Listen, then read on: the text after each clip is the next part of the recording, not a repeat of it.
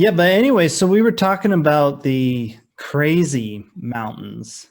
Um, Yes. yeah, I don't have any experience with the crazy mountains, but you got hit by a storm up there? Yeah. So both times I've been to the crazies, I have been stymied. The first time we kind of expected it because we were really early in the season and it just was too much snow. So we just kind of went down to the campsite. The second one was in September or October, which we were kind of gambling with weather-wise, anyways. And yeah, we there was a bunch of snow, which we were prepared for snow and cold. I mean, we were generally well prepared, but the wind, oh man, the wind came out of nowhere and just flatlined us. So we got up to the area that we wanted to set up camp, and kind of going into it, I was already having a few feelings of misgivings. I developed a personal test for deciding whether I'm going to continue a trip or not. I call it the magazine test. Basically, it's like if I've read this magazine article in the situation I'm at and it doesn't end well, I probably should just go ahead and leave the situation. And so I was starting to think, I was like, oh man, I've read this article. This doesn't go well.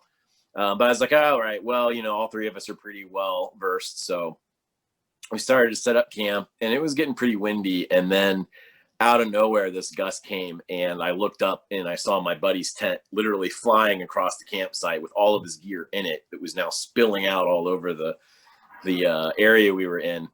And my tent was completely flattened. Oh wow. How the poles didn't break, I don't know.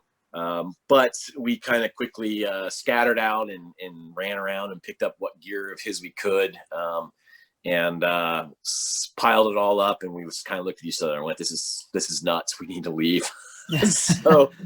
So we packed everything up and we hightailed it down. And our exit strategy was to get down to the part of the road that's a little bit wider.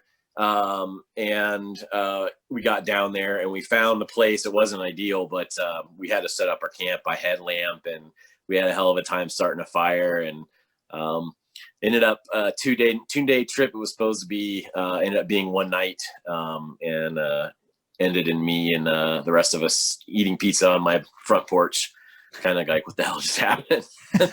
So it was definitely one of those trips where you're like, well, that escalated quickly.